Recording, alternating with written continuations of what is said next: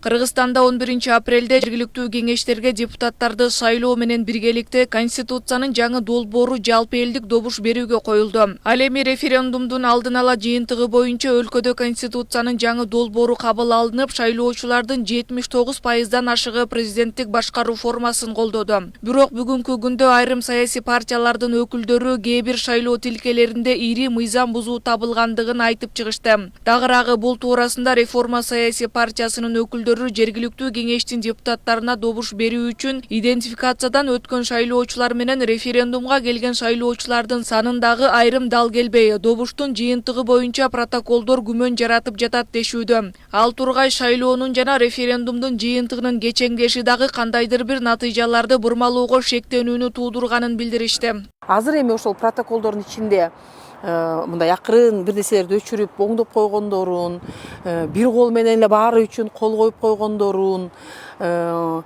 идентификация бир эле кылды да, мындай мен кирсем, тиги шайлоого да идентификация бир. Но бирок цифралар ар башка болуп кеткендерин, ар башка болгондордун аябай чоң эмелери да бар экендай, ажырым. Биякта 200 эле киши добуш берсе, мисалы үчүн жергиликтүү кеңеш боюнча, а референдум боюнча 400-600 киши деп ушундай айырмалары чоң участкалардын баарын таап чыктык дагы, азыр баарына жалаба өткөзүп, бүгүн акыркы күн өткөзүп, кээ бир учурларда жыйынтыкты жокко чыгаргыла, кээ бир учурларда тиги ошо участканын комиссиясынын төрагасын жоопко тарткыла, ошо ар кандай требованиялар менен жалобаларды жазып өтөбүз да. Ошондо биздин укугубуз мындай ыкчам, толук кандуу анализ жасаганга бузулуп атты да. Алар мына бүгүн акыркы күн болуп атса, кече түштөн кийин саат 3-тө только протоколдорун илди. А бизге келген мындан улам Рита Карасартова коомчулукка мындай бүдөмүк ойлорду жаратпашы үчүн сөзсүз түрдө БШК бул аракеттерге расмий жооп бериши керек деп эсептейт. Ошол эле учурда аталган шайлоодогу манипуляциялык кадамдарды бийликтин партиясы өтүп келсинче референдум өтсүн деген кандайдыр бир жасалган аракет болушу мүмкүн экенин айтат. Сөзсүз түрдө азыр биз айтабыз, могу жерде эмне үчүн моундай цифра, эмне үчүн могу жерде акырын чиймелеп туруп оңдогонсуңар, бул жерде эмне үчүн бул колдор жазылып турат, а бул жерде башкача колдор жазылып турат. Бул эмне протокол деген силерге жөн эле кетип барып эле келди эле бирөөнүн колдорун подделать этип эле илип кое турган нерсеби деп туруп дуарыздарыбыздын баарын жазабыз. Бул жылдан жылга шайлоо баягы заманбап технологиялар кирсе дагы, ошо технологияларды мындайынан басып өтөбүз деп бир четинен баягы партиялардын аракети сатып алган, экинчи жагынан бийликтин ошо бийликке таандык партиялар өтүп кетсин деп же референдум өтүп кетсин деп жасаган кыймыл аракеттери да. Bundan качан айрылабыз деген маселе, бул качан ага жоопко тартылат.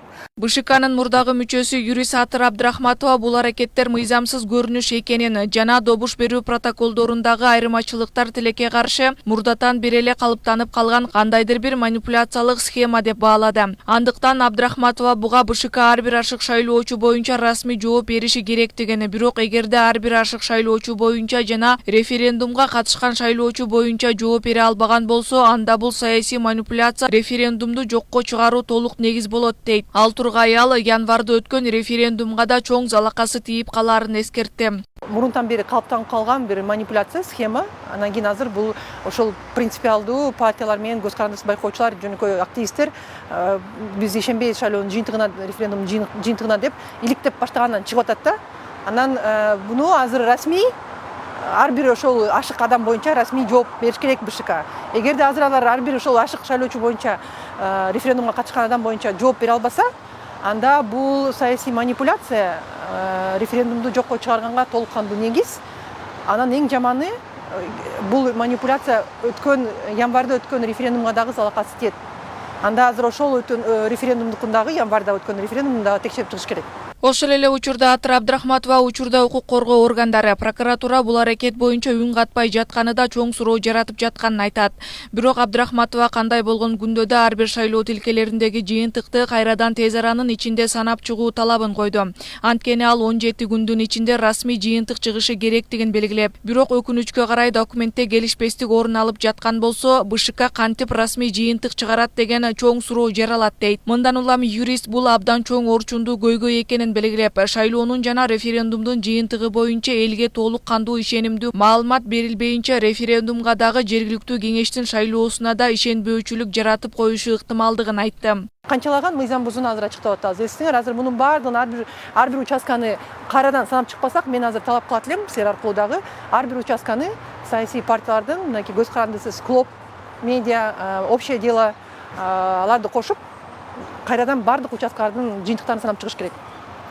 Тезинен. Анткени бүгүн мынакей арыз даттануу бергенге акыркы күн, дагы бүгүн канча күн өттү, 3 күн өттү, дагы 17 дагы жакынкы 17 күнүн ичинде расмий жыйынтык чыгыш керек. Расмий жыйынтыкты кантип чыгарышат, кандай барда документтерде келишпестик болуп атса.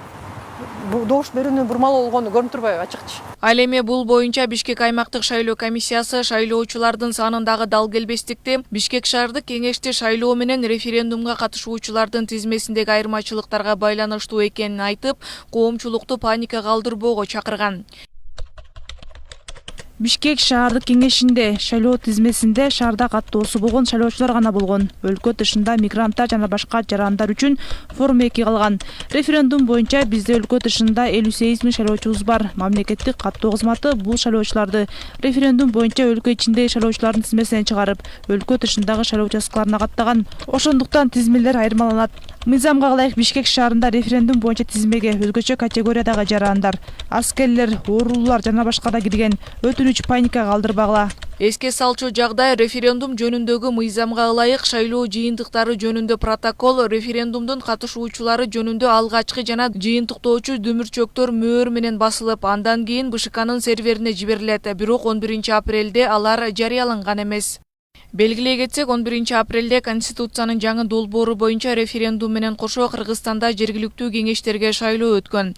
Ага катышкан айрым партиялар 12 апрелде бир катар одоно мыйзам бузуу болду деген негизде башкаладагы добуш берүүлөрдүн жыйынтыгын жокко чыгарууну талап кылышкан. Ал эми бүгүн дагы кайрадан жергиликтүү кеңештерге шайлоонун жыйынтыгына нааразы болгон саясий партиялар Борбордук шайлоо комиссиясынын алдына ачкачылык акциясын баштаганын жарыялашып, чатыр тигүүгө аракет кылышты. Бирок милиция кызматкерлери Сверлов райондук акимияты ага уруксат бербегенин жана аталган райондун соту тыюу салганын айтып, чатырды күч менен тартып алышты. Жыйынтыгында нааразычылыкка чыккандарга протокол түзүлүп, 3000 сом айып салынды. Ачкачылык акциясында турабыз. Палаткаларыбызды алып койдуңар. Биздин мыйзамдуу, конституциялык укугубузду бузуп, бирок биз ага карабастан турабыз. Мейли биз палатканы эмнеге койдук элек? Биз палатканын кечинде суук болот, кечинде ошо палаткада жатайлык дедилек. Эми бирок карапайым элдин укугу үчүн, карапайым элдин укугу үчүн биз бул жакта керек болсо көчөдө жатууга аргасыз болобуз. Мынакей